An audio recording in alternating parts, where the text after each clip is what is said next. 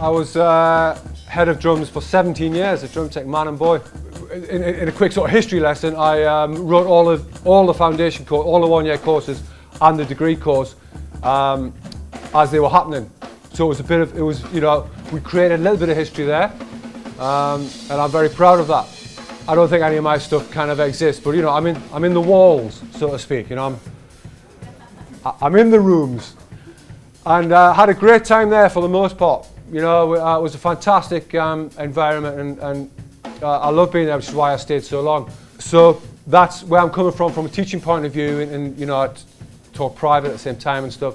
And then I ran a kind of my playing career along the side of it, and managed to keep that moving. So and doing a lot of clinics for Yamaha and Zildjian and ProMark and people who who I'm still sponsored by. So that all came together, and you do the clinics and the master classes. So that's kind of where I'm coming from.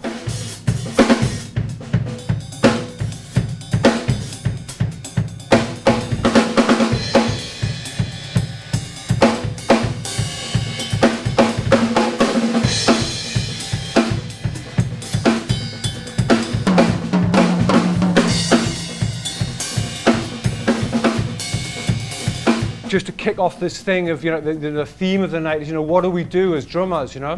What is it that we have to do? What is the task that we do as drummers? And it's quite an easy answer, actually. You know, we just sort of make noise and try to place that noise into various contexts, if you like.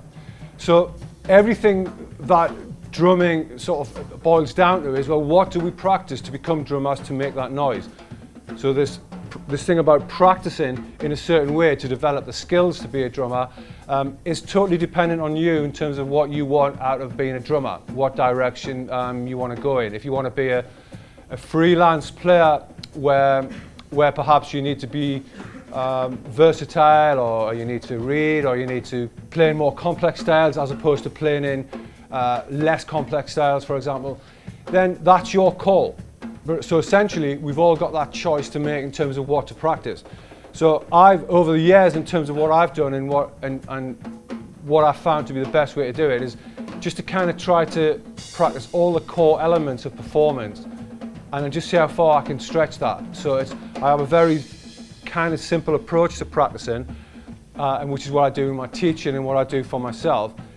And then essentially I pass that on to the students, and then I see where it takes me in my career.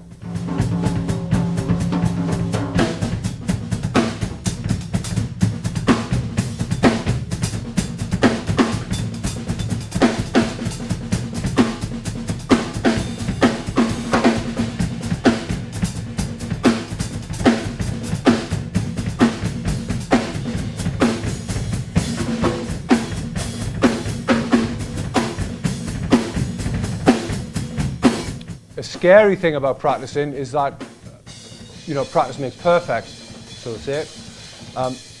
You could kind of over-practice or do a lot of practice and still not get the skills down if you're not practicing in the right way. And that's, you know, I'm not telling you anything new here, you can read that anywhere. But one thing that I always kind of live by is that practice makes permanent, and that's really scary. That means that basically whatever you practice regularly will become a permanent kind of physical skill. What you do with it musically is kind of how far you develop it, but in terms of technique and the application of technique, however you practice it, however you do it, will become permanent. And then it's kind of harder to unravel it if you pick up bad habits. So that's why I think this approach to practicing, and practicing in the correct way, and being disciplined. I'm not a massive practicer. I've never been like a huge practicer. You know, those probably why I'm not as good as I should be. But you know, the 8-10 hours a day and all that, I never kind of went down that route. But I try to practice well when I do practice.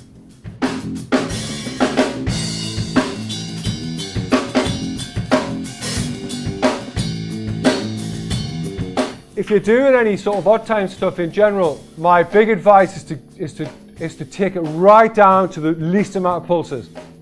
Because I've been playing a long time, And I've gone through that, all that fusion-y stage and progressive stage of playing in odd times.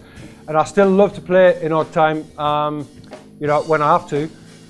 And what I learned was to get it down to the least amount of pulses, so you just clear your mind. Because there's no way you can start counting even 7 and stuff like that when you're really playing it. And also because these days everyone seems to be doing all the cross-rhythmic stuff like Vinny does with Sting, you know, from like say 10 years ago or so. In pop music, playing that cross stuff, and then everyone's kind of using it in the funk and the fusion stuff. So they're not all counting in 7, they're kind of breaking it up into 2s and 3s, or whatever numbers the music might dictate, and then getting rid of those long numbers, just saying and a ga, all that kind of stuff, rather than like a 1, 2, 3, 4, 5, 6, 7. It would drive you crazy. So try it out, like theoretically, literally just think of the main pulses. 7 is just like 3.5, 7, 8 is 3.5 quarter notes. So you really can just focus on that and move around it without actually trying to count 7. And then you can mess about with some ride lines and stuff over it without thinking, oh, I'm counting 7, because really, ultimately, you're just kind of thinking, oh, for the most part.